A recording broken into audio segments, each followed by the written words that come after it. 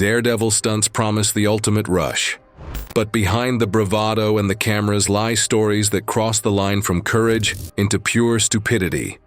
In this video, we're uncovering 6 of the most stupid Daredevil stunts that killed people. It was February 7th, 2016. The frozen expanse of Lake Inari stretched across northern Lapland, Finland, its surface a patchwork of solid ice and concealed weak points. Oskari Vanto, a 24-year-old adventure blogger from Helsinki, stood at the shoreline adjusting his GoPro mount, preparing for what would become his final cold water challenge. Oskari had built a modest following documenting extreme cold water experiences across Scandinavia. His blog, sponsored by a regional outdoor gear retailer and a European energy drink company, featured ice swimming, winter freediving, and polar plunges. He approached these challenges with enthusiasm but limited technical training. Friends described him as impulsive and overly confident, someone who prioritized content over safety protocols. Cold water diving requires careful planning, understanding hypothermia timelines, establishing clear entry and exit points, and ideally having trained safety personnel nearby. That afternoon, Oskari told a friend that he planned to film himself diving beneath the lake ice by deliberately creating his own opening through the thin, unstable ice, then resurfacing through the same hole. According to them, his sponsors had been pushing for more dramatic winter content to compete with other adventure bloggers gaining traction. He'd posted on social media that morning about attempting his most dangerous dive yet, promising footage that would shock viewers. The lake had partially frozen over several weeks, but recent temperature fluctuations created unstable conditions. Local authorities had posted multiple warning signs about thin ice and concealed cracks throughout the area. However, the area was unofficially supervised, allowing families to be present despite the warnings. Several children played on safer ice nearby while parents watched from a supervised area. Rather than marking an exit point, testing ice thickness, or securing a safety line, Oskari chose a visibly weakened patch of ice and deliberately forced it open, relying solely on memory and his camera to find his way back. According to later investigations based on the footage, he deliberately kicked and stomped at the visibly weakened ice until it fractured beneath him, the intentionally created opening collapsing as his weight shifted forward and plunging him into water barely above freezing. His GoPro captured the sudden drop and his immediate involuntary gasp as cold shock seized his breathing muscles. He attempted to orient himself and locate the opening to resurface, but snow sloughing off the broken edges and drifting ice fragments quickly obscured the hole, leaving no clear exit point visible. Underwater footage showed frantic hand movements as Oskari clawed at the ice underside, unable to locate the hole. His movements became increasingly erratic, bubbles escaping as his attempts to control his breathing failed. The GoPro, in a fully waterproof housing, captured only muffled sounds and his own labored breathing attempt. On shore, children began screaming as they saw him break the ice and plunge through. Parents immediately called emergency services, while some adults ran toward the area but couldn't safely approach the unstable ice. Near the entry point, witnesses said the ice remained intermittently clear, allowing them to catch brief, dark movements beneath the surface as Oskari struggled below before the motion faded. Emergency responders arrived minutes later, using ice rescue equipment to recover his body from 8 feet of water. The medical examiner later determined that he lost effective motor control and consciousness before drowning due to cold water incapacitation and acute cold shock. His lungs contained significant fluid with frothy pulmonary edema present. Brain tissue showed signs of oxygen deprivation. Death occurred within 3 to 4 minutes of submersion. The recovered GoPro footage was reviewed by authorities and was handed over to the family. Local municipalities installed additional warning signage and ice thickness markers throughout the lake system following the incident. It was September 12th, 2017. The construction site on Mumbai's expanding outskirts hummed with the usual afternoon activity, cranes swinging overhead, and workers navigating stacks of rebar and concrete. Rohan Patel wasn't a professional stuntman or athlete, The 28-year-old worked in logistics at a nearby distribution center, but his real passion was filming increasingly dangerous stunts for his online followers. His channel featured him jumping between rooftops, hanging from bridges, and climbing abandoned structures. Friends described him as desperate for validation, constantly checking view counts and planning more extreme content. He'd spent weeks researching this construction site, noting the 180-foot tower crane that dominated the skyline. His plan was simple: attach his rope to the crane's hook, positioned high above the foundation pad, harness himself in, and swing across the open site like a human pendulum. The site Rohan chose was actively under construction, with workers present throughout the day. These cranes aren't designed for human weight distribution during dynamic movement, and company safety protocols strictly prohibited unauthorized access. However, the crane area was temporarily unguarded during material movement, which allowed Rohan to access it without immediate challenge. That afternoon, Rohan bypassed site security by entering through an unsecured gate near the material storage area. By 2:15 in the afternoon, he'd climbed the crane's access ladder to reach the hook mechanism. Several workers spotted him immediately, shouting and gesturing from below as he reached the hook mechanism. Rohan waved them off confidently with dismissive gestures, continuing his setup despite the attention. With no site supervisor immediately available, and Rohan appearing to have proper climbing equipment, the workers hesitated rather than physically intervening. What they couldn't see clearly from ground level was the condition of Rohan's rope. The roughly 30-foot length of climbing rope, suspended from the elevated crane hook, showed visible fraying along multiple sections, weakened from previous stunts and improper storage. According to investigations, Rohan had used this same rope for at least 6 prior videos, never replacing it despite obvious wear. He secured one end to the crane hook using a carabiner, then clipped his climbing harness to the other end. At 2:30 in the afternoon, Rohan gave a thumbs up to a friend below, which became a signal for him to start filming on his phone. He pushed off from the crane structure, the rope briefly tensioning as he began to swing outward in a wide arc across the construction site. His rope allowed only a partial swing before the frayed section separated.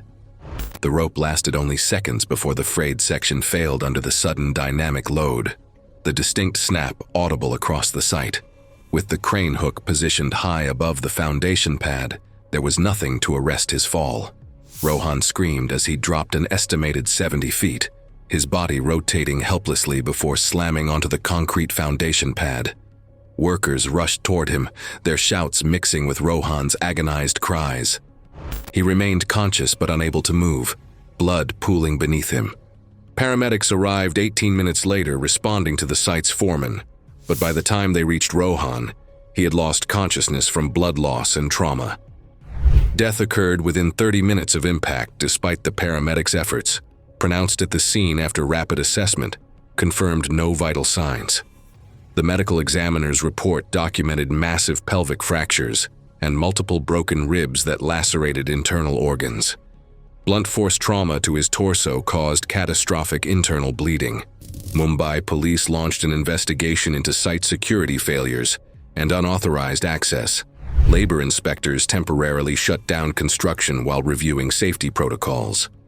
The construction company implemented mandatory perimeter fencing and security patrols. The friend's phone videos were seized as evidence but never publicly released. It was June 21st, 2014. The afternoon sun beat down on downtown Los Angeles as traffic flowed steadily along a 6-lane arterial street connecting the financial district to the arts district. Ethan Raines, a 19-year-old college dropout from Pasadena, stood on the roof of a 4-story office building, measuring the distance to the building across the street. According to friends, Ethan had discovered parkour through YouTube videos 2 years earlier, teaching himself basic vaults and wall runs at local parks. He wasn't affiliated with any training facility or coaching program, but he had been posting clips of increasingly risky jumps. His profile showed him leaping between parking structures, scaling university buildings, and running across narrow ledges. He'd recently lost his part-time job at a retail electronics store, and spent most days filming content with friends or by himself. Parkour involves using efficient movement to navigate urban environments, typically requiring years of progressive training to develop strength, spatial awareness, and landing technique. Experienced practitioners train extensively on ground level before attempting elevated obstacles, understanding that miscalculations at height are unforgiving. The discipline demands precise distance judgment and commitment, where hesitation or overconfidence equally result in failure.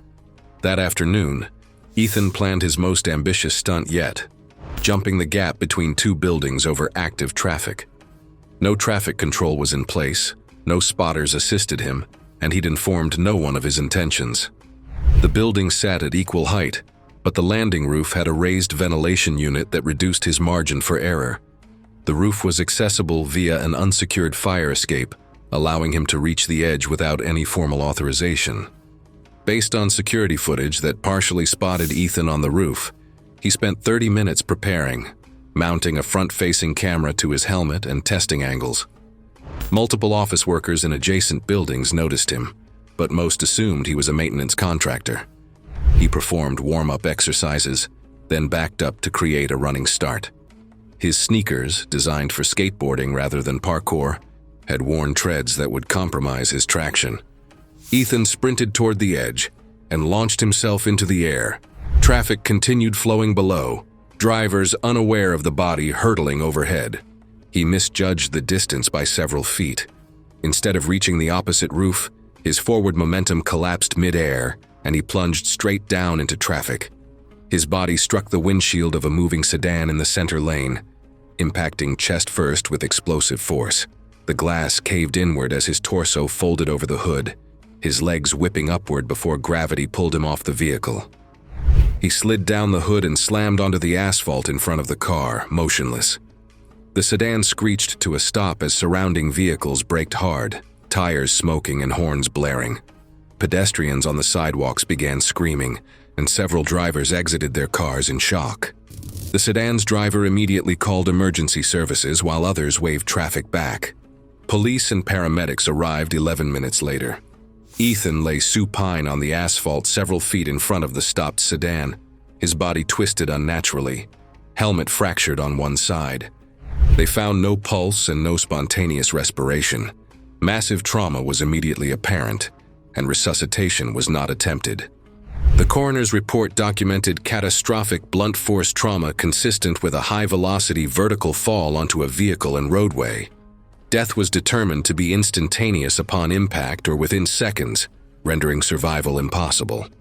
The police traffic division reconstructed the incident using camera footage and witness statements. Local parkour training facilities issued public warnings about unauthorized street stunts and trespassing.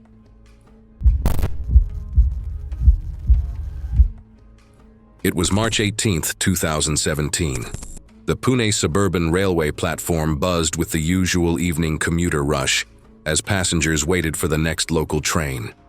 Vikram Patel, a 23-year-old customer service representative at a regional call center, stood on the station's elevated access road with 3 friends, watching freight cars roll past at approximately 30 miles per hour.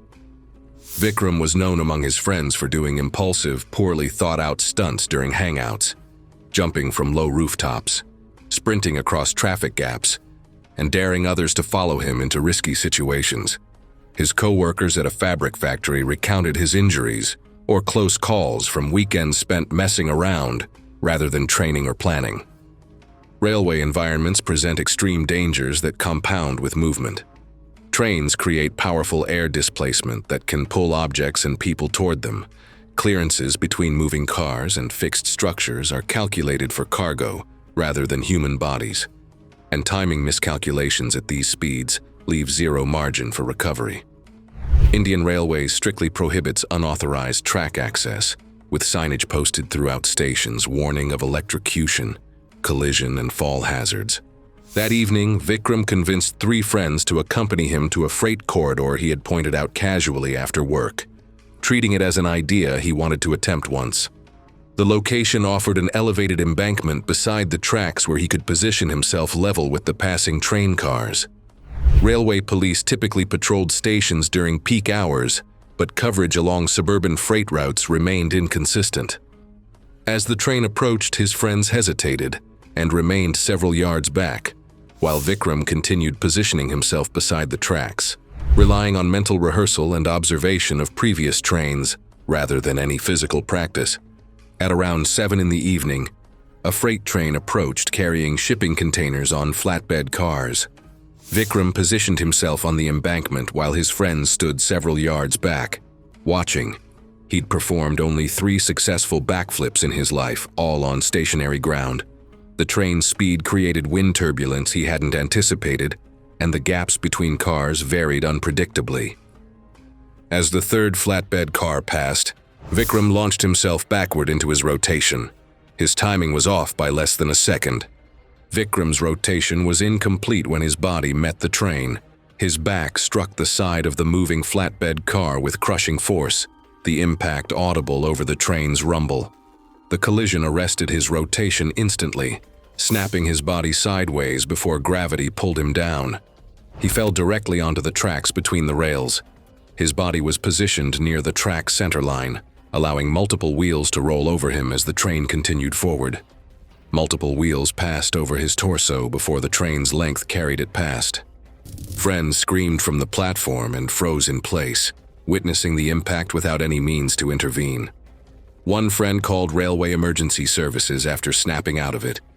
Station staff reached the scene within 6 minutes, finding Vikram's body mangled on the tracks. Paramedics arrived 14 minutes after the initial call, but death had been instantaneous. The post-mortem examination documented catastrophic head trauma, with complete skull fractures and brain tissue destruction. Internal injuries included severed spine, crushed thoracic cavity, and massive organ damage consistent with high-force train impact. Death occurred instantly upon initial contact with the moving car. Police questioned Vikram's friends as eyewitnesses and railway authorities launched an investigation into platform security and unauthorized track access. Vikram was cremated 2 days later at a small municipal ground, attended quietly by family, a few co-workers, and the friends who had witnessed the accident. It was August 5, 2016. The afternoon sun beat down on a remote canyon system in the Rocky Mountains of Colorado, where the air hung still and quiet. Tyler Gren, a 19-year-old college student from Boulder, stood at the edge of a natural rock gap measuring roughly 18 feet across, his skateboard resting at his feet. What should have been another afternoon filming skateboarding tricks would end with his body broken on jagged rocks 50 feet below. Tyler had been skateboarding since middle school, progressing from parking lot ollies to stair sets and rails around local commercial buildings as he prepared for his second year of college. Most weekends were spent driving out to empty spots with friends, taking turns skating and recording clips on their phones to watch later. Friends described him as impulsive and competitive, always trying to one-up himself once a camera was pointed his way, feeding off reactions and dares rather than planning or restraint. Skateboarding across gaps requires precise speed calculation and landing accuracy. Skaters typically attempt gaps on flat surfaces with predictable distances and smooth landings. Natural terrain introduces unpredictable variables, uneven takeoff surfaces, wind resistance, irregular landing zones. The terrain leading up to the gap was uneven with loose rocks, which could reduce acceleration. Professional skaters attempting natural gaps use safety equipment, including helmets, pads, and often have spotters calculating distances. Tyler had none of these precautions. That afternoon, Tyler had convinced 3 friends to drive into the mountains to film. He'd scouted the canyon gap a week earlier, measuring it at approximately 18 feet across, with a 50-foot drop to a boulder-strewn creek bed below. His friends hesitated immediately at the distance and lack of safety measures. Tyler ignored their hesitation and continued setting up for the jump. He focused on filming the attempt without interruption. By 3:15 in the afternoon, Tyler positioned his skateboard about 150 feet back from the canyon edge to build speed. 2 friends held phone cameras, while the third remained several steps behind. Tyler ignored him, focused entirely on his approach. He pushed off hard, pumping his board to maximum velocity as the gap approached. His friends later estimated he reached roughly 25 miles per hour as he launched off the edge. For the first several feet, Tyler appeared to be making the gap, then his board began to wobble. The uneven rock surface had destabilized his landing trajectory. His rear wheels caught the far edge, but the board slipped sideways violently. Tyler's feet lost contact completely, and he dropped into open air with no control. The fall lasted approximately 2 seconds. Tyler struck the jagged rock face twice before hitting the creek bed below with devastating force. The phones kept recording as his friends screamed, the impacts echoing sharply through the canyon. All three froze in shock for nearly 20 seconds before one scrambled down, while another called emergency services at 3:18 in the afternoon. Mountain rescue teams reached the site by 4:45 in the afternoon, but Tyler had been dead since impact. The medical examiner's report confirmed massive chest and pelvic crush injuries from the primary impact. Multiple ribs had shattered, puncturing both lungs and his heart. His pelvis fractured in 7 places, causing catastrophic internal bleeding. Severe skull fractures from hitting the rocks made survival impossible, even with immediate medical attention. Death was instantaneous. The sheriff's department investigated the incident as an accidental death. Deputies took possession of all 3 phones at the scene, logging the recordings as evidence and instructing the friends not to copy or distribute the footage. Tyler's friends held a small memorial service attended by the local skateboarding and climbing communities. It was June 14, 2015. The late afternoon heat in suburban Austin, Texas hung thick and still as Derek Quaritch stood beside his parents' backyard pool, a red plastic gasoline container in his hands. What should have been an ordinary Sunday would become one of the most preventable stunt-related deaths in Texas Fire Department records. Derek was a 22-year-old community college dropout, working part-time at a local auto parts store, chasing internet fame through increasingly dangerous backyard stunts. His YouTube channel had around 400 subscribers, mostly friends and classmates. Derek filmed everything: roof jumps, homemade fireworks, parkour attempts that usually ended in bruises. He'd recently discovered fire stunts after seeing viral videos of people jumping through flaming obstacles, convinced that fire plus water would be his breakthrough content. Fire stunts require understanding accelerants, flashpoints, and ventilation. Gasoline vaporizes rapidly in heat, creating explosive fumes that ignite unpredictably. Professional stunt coordinators use controlled fuel amounts, flame-resistant gear, and extensive safety protocols. Derek had none of this knowledge and no safety equipment whatsoever. He'd watched amateur stunt videos and assumed pouring gasoline on pool water would create a thin layer of flame he could jump across. That afternoon, Derek had the house to himself. His parents were visiting relatives in San Antonio and wouldn't return until evening. He'd spent an hour psyching himself up, texting friends about his upcoming stunt. The temperature was 94 degrees, and he'd already filled the pool that morning. Derek positioned his phone on a patio chair, angling it to capture what he imagined would be his viral moment. At approximately 3:45 in the afternoon, Derek poured roughly 2 gallons of gasoline across the pool's surface. The fuel spread quickly, creating a visible rainbow sheen. He dropped a lit match from the pool's edge, and flames erupted across the surface almost instantly. What Derek didn't understand was that gasoline fumes had already saturated the air around the pool. He backed up to get a running start, planning to leap across the 8-foot width. Derek sprinted toward the pool edge, but his timing failed completely. Instead of clearing the flames, he stumbled mid-jump, his forward momentum carrying him directly into the burning pool. The stumble caused flaming gasoline to spray backward, coating his torso and legs. His shorts and shirt ignited immediately as he surfaced, moving erratically in the waist-deep water. Black smoke billowed above the fence line, partially obscuring the phone camera view. A neighbor 2 houses down saw the smoke column and called 911 at 3:48 in the afternoon. Fire crews arrived within 6 minutes, but Derek had collapsed on the pool deck. Paramedics found him unconscious with catastrophic burns. He was transported to a regional burn center, but died during helicopter transport. The phone continued recording until its memory filled, documenting the entire 12-minute ordeal from ignition to paramedic arrival. The autopsy revealed third-degree burns covering approximately 70% of his body, concentrated on his torso, arms, and face. Severe respiratory damage resulted from inhaling superheated smoke and combustion gases. The medical examiner determined death resulted from burn shock, combined with rapid airway compromise from thermal inhalation injury, rendering him unresponsive before meaningful medical intervention could occur. The fire department's investigation classified the death as accidental, but preventable. Derek's phone footage was turned over to his family and never publicly released. Thanks for watching. If you liked these stories, click here